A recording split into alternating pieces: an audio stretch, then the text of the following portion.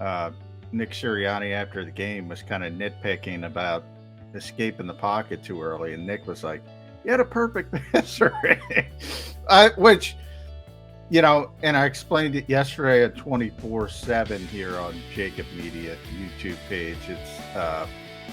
It's better than the alternative, you know.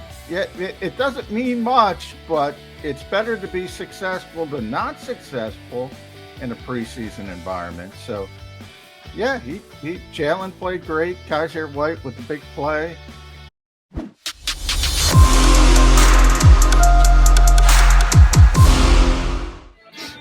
Welcome to a football Monday here, Eagle fans on Birds 365. You got Mac and Mac, John McMullen and Jody McDonald here to hang with you for the next 2 hours.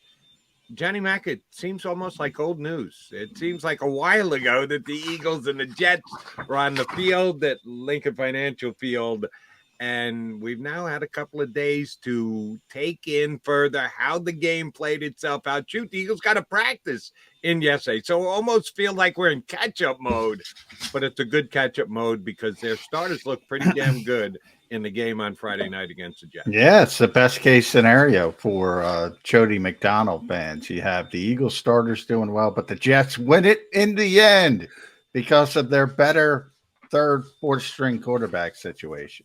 Just as I predicted. A late, except there was not Mike White who got the job done. Well, he got in there a little bit earlier because that Wilson guy is now headed for a surgery for the Jets, and the Eagles special teams allowed a 50-yard kickoff return, which wasn't good. But if you're an Eagle fan, you're looking at this as, how'd my ones do? And the ones did great. Jalen Hurts marching right down the field, touchdown, 80 yards. Kaiser White steps in, picks off a pass, short field, 20 yards. You're blinking. It's 14-0. Yeah. You got settled in and got your third sip out of your drink, McMullen. Eagles were already up by 2 touchdowns. Yeah, and the starters were out. Bang, just like that after the sip of the drink. So, yeah, 14-0 with the starters, essentially. The starters available. Jalen Hurts with the perfect passer rating, 158.3. I got a kick out of it. It was our buddy Mike Sielski who asked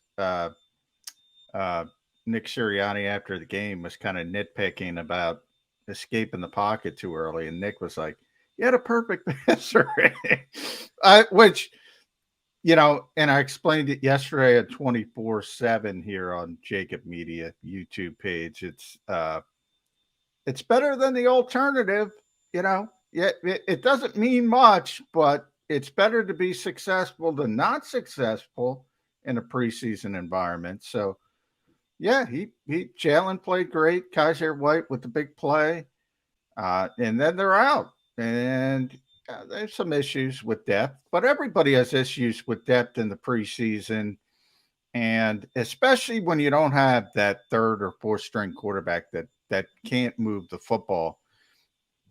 Reed Sinnett has had a good camp, did not look good in the game. Yeah, who cares? Who cares at that point? Exactly. And Mike Sielski's question aside, yes, Jalen Hurts took an unnecessary hit. And man, did they come to his defense. Mailata running over and getting in Quinnen Williams' face. They got a couple of good shots on you. You were at the game, so you may or may not have seen it in your peripheral vision. They caught him on the sidelines, and if you could read his lips, none too pleased with the Quinnen Williams out of bounds hit early on. It was Quincy. Don't blame Quinnen. It was Quincy. Oh, it's Quincy. Okay, yeah, my bad. It was Quincy. Yeah, Nick Sirianni. That was my first question to him. He was pictured, giving the FU to Robert Saleh, essentially. And those two are good friends. And I know that from last year when they had the joint practices, they were all buddy.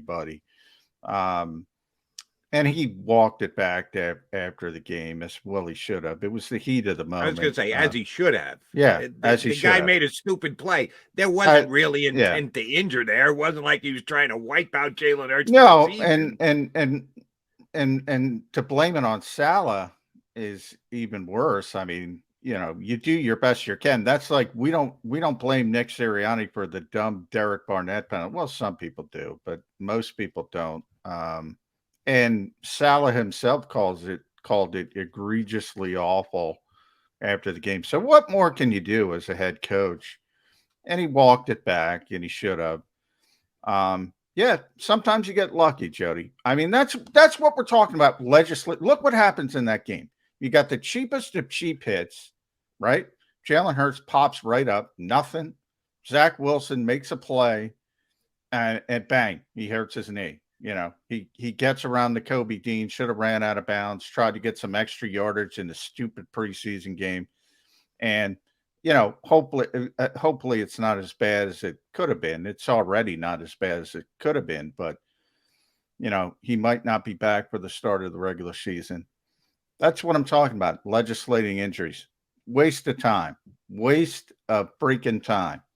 You can't do it, but to the Eagles' credit, and I'm going to give them a little credit here because at least I have questioned them as much as I have about the intensity of practices since the camp reopened up.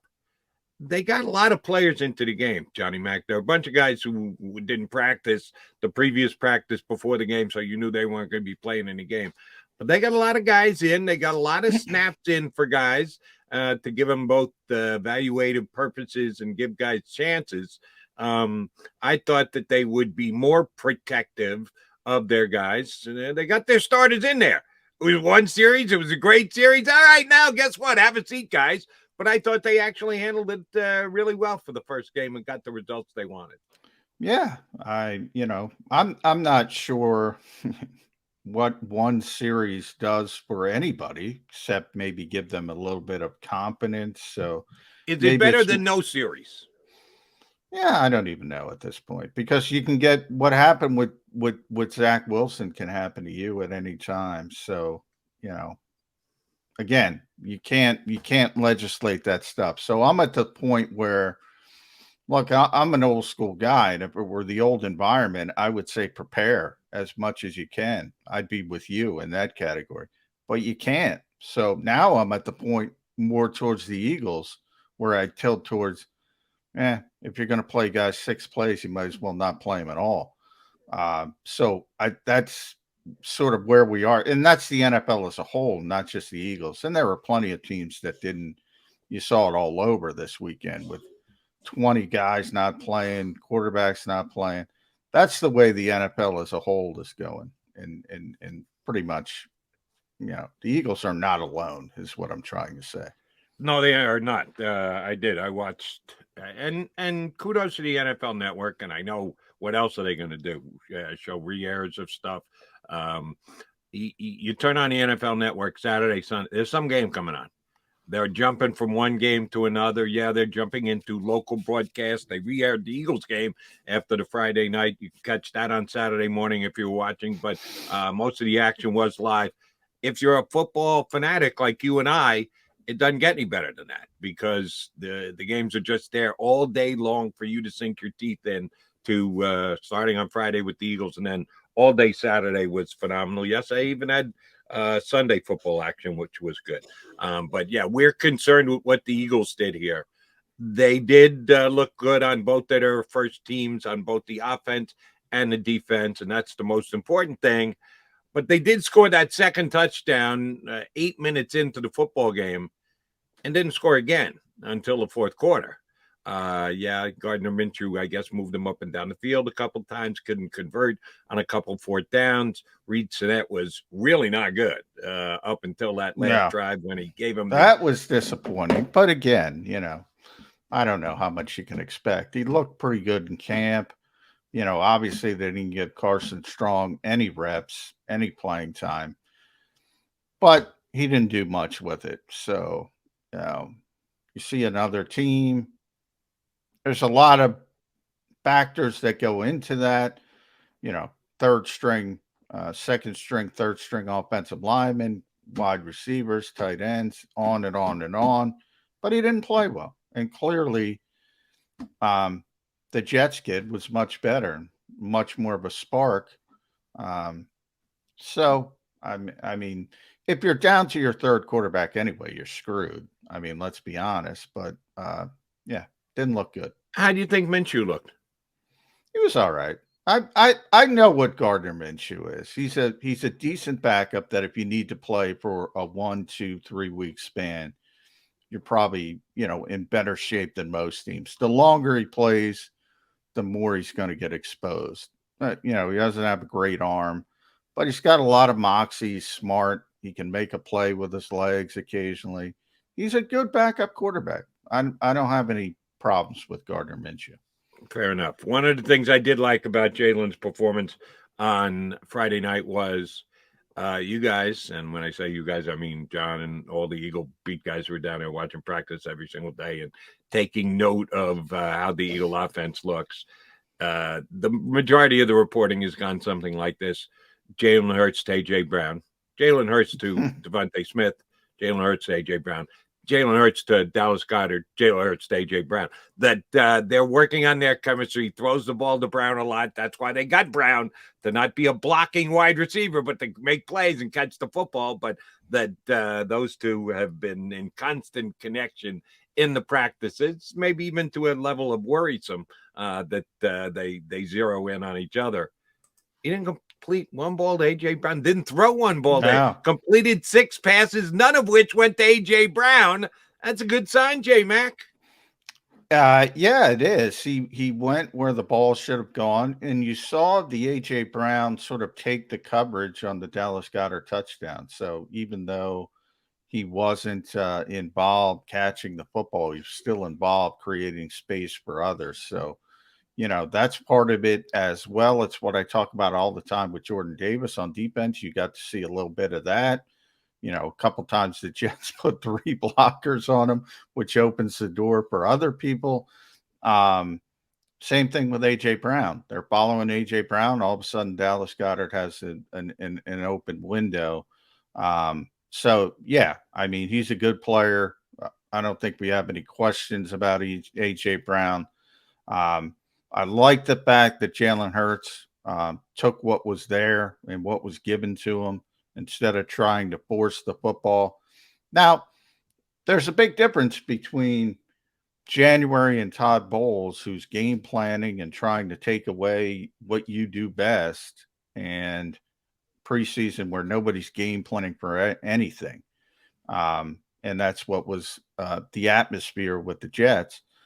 But he played well, and it's better than the alternative. That's how I describe it. He played well against the vanilla defense. Then when you get to Detroit in week 1, it'll probably be in the middle, right? They're going to be game plan. They're going to try to take away what he does well, but they don't have the talent of Todd Bowles in January. They don't have Vita Vea. They don't have linebackers that can run all over the field. So there's going to be tests all along the way. He passed his first test with flying colors.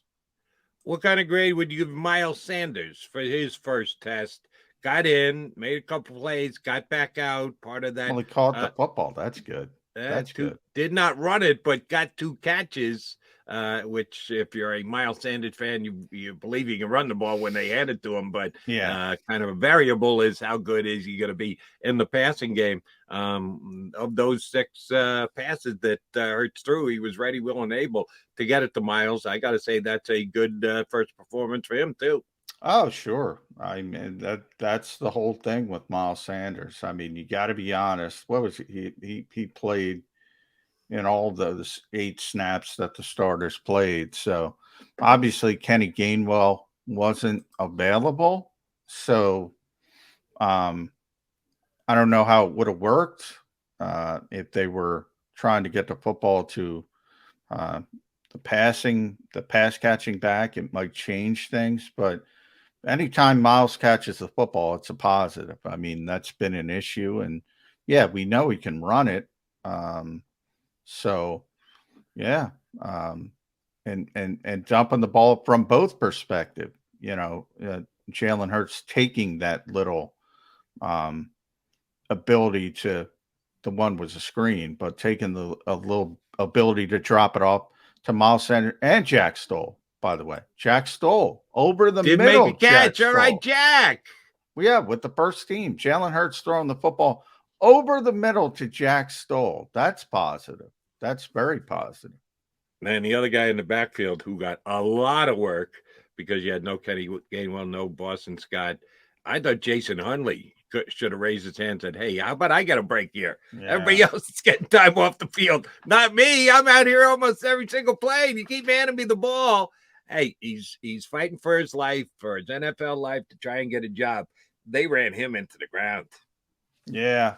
I don't know if that was a positive for Jason Huntley, because I don't think he showed up to where he needed to show up. I think the Eagles are going to keep 4 running backs, but that's a position where they might look at the waiver wire. That's how they picked up Jason Huntley back a couple of years ago from Detroit. He was a draft pick there. He had the one nice kickoff return.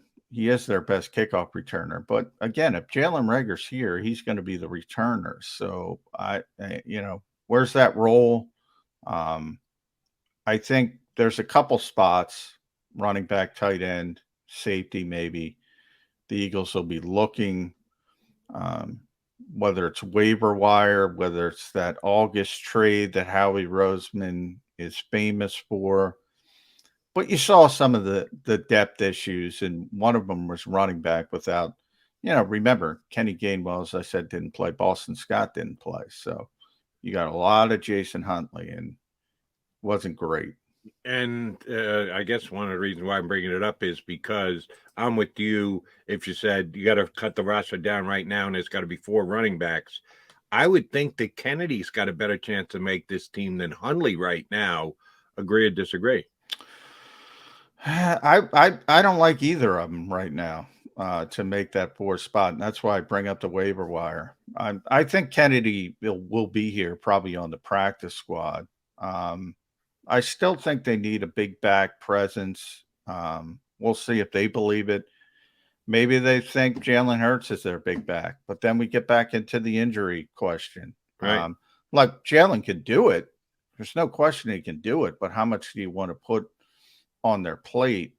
I put an asterisk next to that position and say, maybe that 4th guy isn't here yet. Well, the Eagles made a couple of cuts yesterday. No real big surprise, but give credit to if it turns out this way, our buddy at Crossing Broad, Kevin Kincaid, who hops on with us from time to time here on Birds 365, suggesting that by 4 p.m. tomorrow, which is the first official cut down dateline, they did release a couple of guys yesterday. A guy who might be told his services are no longer needed between now and 4 o'clock tomorrow, JJ Arcega-Whiteside, who didn't practice yesterday, and they didn't designate an injury for the reason that he's missing practice. JJ's one of those guys we talk about. How long will the Eagles cling to him just because of where he was drafted? And if you're cutting a guy after only 3 years and he was a 2nd-round pick, doesn't look good on the general manager. Looks if this reporting is accurate, and oh, by the way, J-Jaw did nothing in the game on Friday against the Jets. Yeah, that we might be seeing the end of the J-Jaw era here in town, Johnny Mike. Yeah. Well, when it's your 4th year and they change your position, it's never a good sign. Never a good sign. He barely played on offense. I thought, because he's turned into a pretty good special teams player, they'd keep him just until the end and see what happens because they need help on special teams. They really do. Pretty much every aspect except Jake Elliott. But he wasn't going to make the team. So, and that was a clear, once he moved to tight end, that was it. Well, we'll find out if that's the case between now and 4 o'clock tomorrow or a week later at 4 o'clock. But trying to factor into the 53-man roster doesn't add up for J-Jaw. What adds up for us on Birds 365 is trying to give you different opinions on the Philadelphia Eagles. You get McMullen and I every single day. Oh, we'll add another good opinion next. Our buddy from Bleeding Green Nation, Brandon Lee Gouton, jumps aboard here on Birds 365.